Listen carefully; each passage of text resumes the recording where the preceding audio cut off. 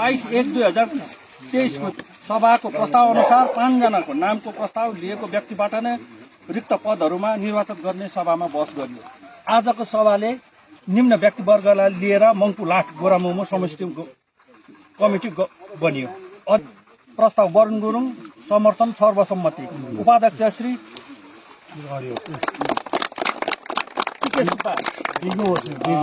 सचिव श्रीमान निर्मल तामाङ,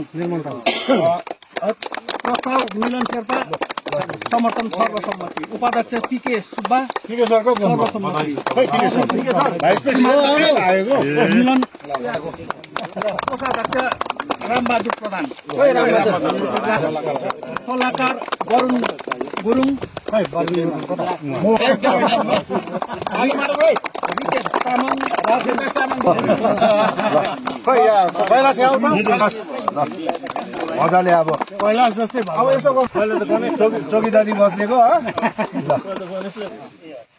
बिबीबाट पनि तान्दिउँ है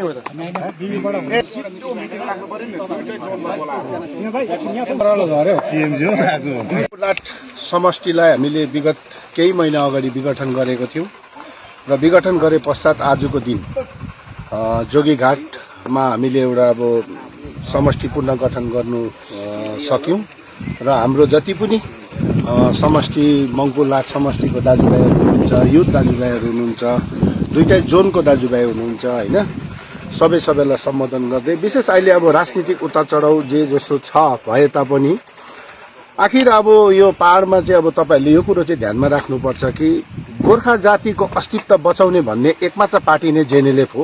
बादबाँकी पार्टी त अब सबै नाली झोडा विकासमा व्यस्त छ, तपाईँहरूलाई थाहा भएकै कुरो हो। र अब यो सुभाष घिसिङज्यूले कोरिरहेको बाटो र है अब उहाँले अब कतिवटा जग्गामा के कस्तो चिजहरू गर्नु सकेको थियो, यो सबै कुराहरू तपाईँलाई स्पष्ट विदितै भएको कुरा हो।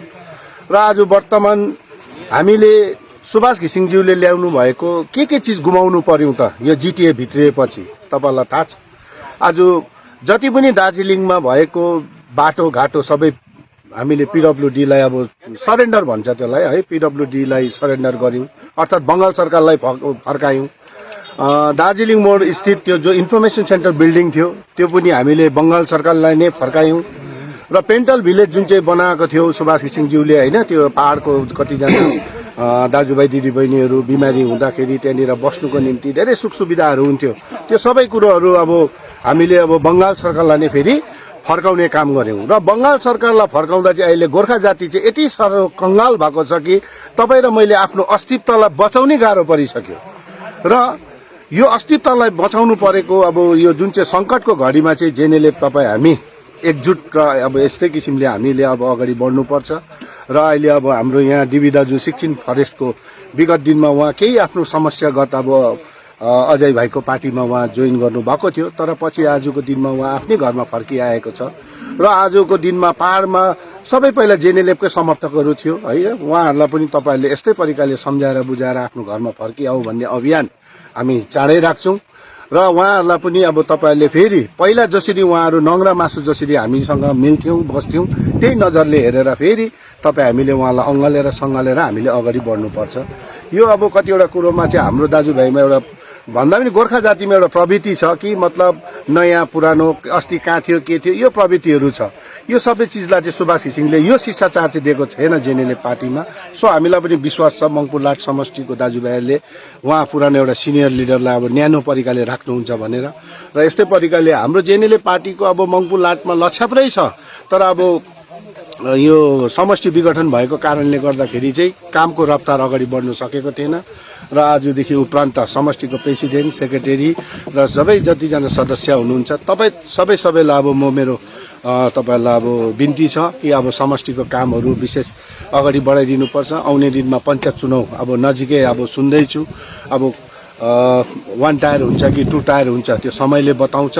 र अब तपाईँ हामीले चाहिँ आफ्नो प्रकारले अब पञ्चायत चुनावमा के कस्तो हामी लगतै अब सेन्ट्रल कमिटीको मिटिङ बसे पश्चात जेएनएलएफ पार्टीको भूमिका कस्तो हुन्छ त्यसमा चाहिँ तपाईँ हामी एकदम निरन्तर अगाडि बढ्नुपर्छ। र सबै जनताले पनि बुझिसकेको छ कि वर्तमान पहाडमा चाहिँ के गर्दा चाहिँ राम्रो हुन्छ र कुन पार्टीलाई जिताउँदा र सकाउँदा राम्रो हुन्छ। मान्छेले अब अर्काको के अरे राजनीतिक दलमा अब यस्तो पनि अब हुन्छ कि अब बाध्यता उसको अब गएर भात तिउन मासु रक्सी सबै खान्छ तर भोट हाल्ने ठाउँमा ठिक जग्गामा हालेको हुन्छ मान्छे कन्सियस छ यो कुराहरू बुझ्नुपर्छ र तपाईँ हामी चाहिँ अब एउटा मैले अघि भनिहालेँ जेएनएलए पार्टी मात्रै यस्तो पार्टी छ र जेएनएलए पार्टी छ र नि हामी गोर्खा छु भन्ने हामीलाई महसुस हुन्छ बादबाँकी अरू पार्टी राजनीतिक दलले त बिक्री गरिसके सबै पहाड अघि मैले भनिहालेँ त दार्जिलिङ मोडदेखि जति ल्याएको उकालोको जति हाम्रो मतलब एउटा अब सम्पत्ति भनौँ गोर्खाले अब हामीले कमाएको त्यो सबै कुरो त सरेन्डर गर्यो होइन अब त्यो कुराहरू छ अब सबै कुरो नमन्नले चलाउँछ दार्जिलिङ पहाड नमन्न भनेको बुझ्नुभयो होला ममता सरकारले चलाउँछ यो कुरो बुझ्नुपर्छ र अब तपाईँहरू आज तपाईँहरू जस्तो व्यक्ति दाजुभाइ हाम्रो बुढौली सिनियर 86 को लडाकु दाजुहरू जस्तो छ भनेर नै आज जेएनएलए पार्टी पनि छ जेएनएलए पार्टी छ भनेर नै गोर्खा जाति पनि छ यो चिज चाहिँ अब तपाईँहरूले बिर्सिनु हुँदैन र आउने दिनमा बीजेपीको पनि योपालि हाम्रो यो राजनीतिक एउटा उसको धर्म हो कि उसले कतिपल्ट एमपी लोग्यो कतिपल्ट अब यो एमएलएहरू लोग्यो यो सबै कुरो थाहा छ र योपालि चाहिँ उहाँले पनि बीजेपीले पनि गोर्खा जातिमाथि चाहिँ सिरियसली चाहिँ काम गरेको हुनुपर्छ यो पनि जेएनएलएफको भनाइ अब छ र अब हामीलाई पनि विश्वास छ कि बीजेपीले अब यो काम गर्छ भनेर र आजको दिनमा जो कमिटीहरू बनियो तपाईहरुलाई धेरै धेरै अब धन्यवाद छ र अब अगाडि चाहिँ काम राम्रोसँगले तपाईले बढाएर लानुहुन्छ भनेर पूर्ण आशा पनि राख्दछु धन्यवाद।